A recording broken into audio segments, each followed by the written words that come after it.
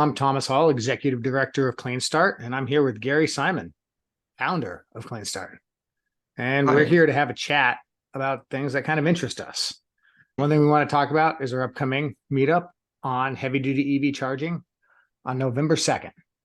And it's really interesting because one, it's just starting. Two, there's a lot of challenges. So, we've been talking about this a little bit. What are some of the key points of on heavy duty EV charging that you think about, Gary? Well, I mean, obviously, there's been a lot of articles recently after the Air Resources Board proposed a draft rule to convert all fleets in the state that have 50 or more heavy trucks to complete battery electric by the year 2042. It's sort of a rolling start, but the big concern is just what does this mean for being able to recharge those trucks? What kind of range are they going to have? And is the technology there to make all of this work? Mhm. Because it's, having spent all these years doing just like kind of the light duty, the personal EV promotion and things, it always struck me of how much sometimes you forget the experience of your average driver. I remember when I was first doing, EV stuff, it was like, oh, well, what am I going to do about charging in times like this? And it's like, it's easy. Just set your entire life schedule around when your electric vehicle needs to be charged. And if you're a truck driver and you have to get from point A to point B, that's your livelihood. You probably have some flexibility in that, but not nearly the same as a consumer does on it. So like right now, what are the types of trucks you have out there? You have kind of the smaller ones that go around town. You have long duty, heavy distance trucks. You know, I think I kind of cover it there from the short range of distribution to the long range of transmission to capture, electrical grid verbiage there. But all of those have different needs, right? So when we're talking about heavy duty trucks, we're typically talking about long distance trucks, those big ones that you see on the road. And those are the ones that are supposed to be fully electrified by, I think you said 2042. Right. And to switch them over, you not only have to switch the trucks, but you have to have a infrastructure, the grid that can support them, right? Right. And there's a whole big difference in the way of charging, just in terms of scale. But, we preface this whole thing by saying, well, if there are problems, then there are opportunities for business. So, take this in the sense of let's find some opportunities in all of this consternation. But if we go back to the technology, you're talking about DC fast charging of trucks, probably at 1,000 kW. So the biggest fast chargers that I've seen used is 250 kW right now for cars. That would give you a decent charge in 20 or 30 minutes. But trucks, they're going to need a whole lot more. For cars, light trucks, we're talking about essentially 4 miles per kilowatt hour of charge. In big trucks, what did we say, Thomas? Say you turn that around and it's like 1 or 2 kilowatt hours per mile. So it's an order of magnitude difference of what we're trying to stuff into these things. So you're going to need 1,000 kilowatt charger. It's probably going to be operating at above 480 volts, where the DC fast chargers are now, probably around 1,000. And if you have a decent site with plenty of chargers, you're looking at trying to locate 10, 20 megawatts of power you can bring into that site and make work. That's a big load. Yeah. And so with charging of those sizes, you probably are able to get a 300, 400 mile charge into a truck in somewhere between 20 minutes and 45 minutes. So that's what we're talking about in terms of the technology out there. And if you're going to bring 10 to 20 megawatts to a site, you're probably talking about connecting it to a 69,000 volt power line. And those are not everywhere in the world. The 69,000 volts is part of the backbone system of the distribution network, but it's one of the biggest lines. So you have to look carefully where you're going to site these things. So, well, we've talked a lot about in other places customer discovery and figuring out who your major stakeholders are if you're trying to build a business around this. So if I would thought, I see a future where there's, hundreds, thousands of these heavy duty electric vehicle trucks. I know one customer, hopefully, would be the trucking company that I'm selling electricity to potentially. But who are the other stakeholders that I would really need to engage with to build a, a charging company for heavy duty electric vehicles? I mean, I figure you have to deal with the Cal ISO, potentially the CPUC, depending on how big it's going to get, your local utility, and then you're going to have contractors kind of all around that. And you're pretty much if you just want to buy the electricity straight from them, you're going to see, because of the amount of demand that you're going to have, is this giant bill. So if I was trying to be strategic about this, who would I engage with to try to, or what are some examples of people who have tried to reduce the cost of putting in these just brand new at this point heavy duty chargers? Well, I mean, think of it this way. We've already got in our region, and certainly in many others, multiple big truck depots where the trucks come to get refueled, or if they're going to a warehouse area, unload and then reload, split up, go other places. There's 5 or 6 of those right now, but they were chosen to be built on the basis of where land was cheap and that they're close to interstates. It's not necessarily where the power lines are. So there's been a big development here in Sacramento of people looking at the new Metro air park out by the airport, because it does have some big lines there. And so there's 2 competing systems going in there. But what a risk. I mean, you're the first one out there. You don't know whether everybody's going to be converting these trucks at a pace to make this pay off for you. And, you're talking about 30, 40, $50 million of investment to build all of that. So that you really need to know something about what the truckers are doing and what the existing depots and the existing truck stops are doing, because they're, your natural competitors. And I haven't heard much from them. So I'd be worried about just what their plans are.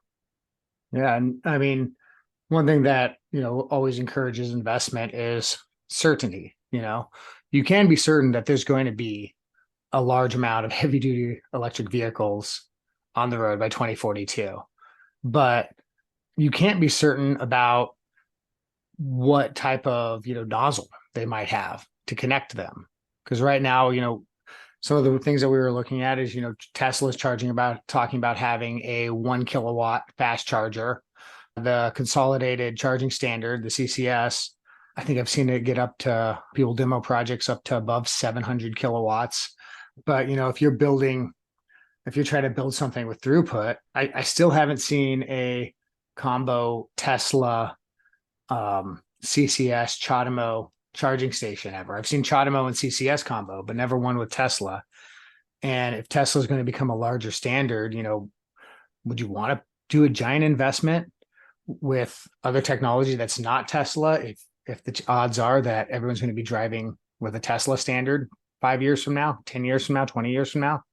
Some of the first investments in electric vehicle fleets resulted in significant stranded assets. And it was for a whole host of reasons. One of them, you get a fleet, you make maybe 20% of it electric. Your drivers come out, all of them avoid the electric cars. The electric cars could do the job, but they just avoid them. So then you have stranded assets. And I think there's probably a lot of people out there still kind of worried about, am I installing the right equipment for what I need 20 years from now? Well, I think you put Yeah. your finger on it with Tesla in the mix. I haven't heard that even these 2 systems going out by the airport are going to have Tesla chargers. They may have a different type of DC charger, a different standard on what the connector looks like. But you really need to think about what's the move that Tesla's going to make? Because they're not going to be satisfied with just dealing with charging in California. They're going to want to know that their trucks can go to Texas and Chicago. So people are going to naturally think about, well, what is it? Do I want to buy a Tesla truck so I can get to the Tesla chargers, or are they going to license that thing out that other people can use? So compatibility is an issue, but other business opportunities. Think about this. If you put 10 to 20 megawatts of load at a particular place, that could be a huge grid asset if it's managed well. And it doesn't mean, a trucker comes in, plugs in, goes in and has lunch, comes out and finds out his truck didn't get charged because the utility turned his charger off. It's going to be somebody very smart that kind of trickle and go around. If you've got 90 chargers in one spot, they're only off for a minute, but they make a huge difference in a peak day as to not putting all that load on all at the same time. Or conversely, the unit that the depot that's being talked about out at the airport has a considerable amount of solar photovoltaic as the source of some of the power to do the charging. Well, that not necessarily being used all the time, and you can manage that. So there's a software building opportunity here for managing these big depots so that they harmonize and integrate well with the grid. That's probably down the line. The first few that are built probably won't have that feature, but it's still an open opportunity. That's the kind of thinking I think is yet to come in how you deal with this problem. Yeah. And, fortunately, truckers are probably very attuned to their schedule. So being able to, sell them an opportunity of when they should charge will probably be Right. pretty responsive too. Tesla is building this large, mega charger network. There's superchargers and the mega chargers, which are the ones they're doing their trucks on, which if you ever see the connector, unlike the sleek, small Tesla charger that you see most places, it's this weird 18 pin massive beast because of how much power it has to deliver. But it's always a little frustrating because Tesla likes to play a lot of their stuff very close to the vest. And they're deploying a mega charger network, and there's not a lot of clarity on how do you go out and join Tesla in this and work with them. So which sometimes kind of can make it really hard. But all of these are going to need those auxiliary services to alleviate grid demand. They're going to need them. Uh, I think Tesla might be able to save a little bit on charging because they're making it on two ends, from one from the selling the vehicles, and then two from selling the electricity. But it's a hard thing. The more I look at EV charging, the more I'm like, this is a tough place to be in. But if you can find a good spot that you can get energy cheap at because of wherever it sits on the grid, maybe you're closer to transmission, you could make up, you could add additional services onto it like Tesla does. I Well, mean, you yeah, don't have, yeah, I, why I do it think like you're Tesla? right, Sell something else with the electricity. and that's a great idea. But I think bringing up the whole idea of pricing is another huge issue. If a utility has to build a big power line to connect to the depot, there's going to be hell to pay if they try to average that over every other customer in the utility business, which is the way things used to be done in rate making. So the cost of all that upgrading and expansion is likely going to fall on the depot itself. And then you've got all the investment they make in the chargers, and if they've got solar photovoltaics, or they got a big battery system there to serve as a buffer, all that has to be figured into what do you charge the trucker for that kilowatt hour. And I think some of the economics that people looked at and said, well, EV trucks are a good idea because they'll save you so much money over paying for the diesel you do now. Well, that's probably going to narrow. They're probably going to charge more per kilowatt hour for the electricity than people think. And you kind of got to think through, can you use carbon credits, federal and state incentives, grid management fees that they will give you to keep these costs down. And that's a pretty innovative thing you could be thinking about. I don't think, and I think you agree with me, Thomas, I don't think Tesla's going to offer the big rig trucks with free charging the way they did when they introduced the electric cars. But yeah, they'll probably think about a discount so that their kind of trucks and their kind of charging stations look more attractive. But it's Yeah. a huge question is who's going to pay for all this and what are the prices really going to look like? Well, I think one thing, that you mentioned in there that you need to, if you want to get into it, you'll have to have a definite understanding of is carbon credits and their expanding role in financing a lot of this. I know like EVgo, about 10% of their revenue comes from some sort of EV credits. And Tesla, I was just looking it up because I was curious.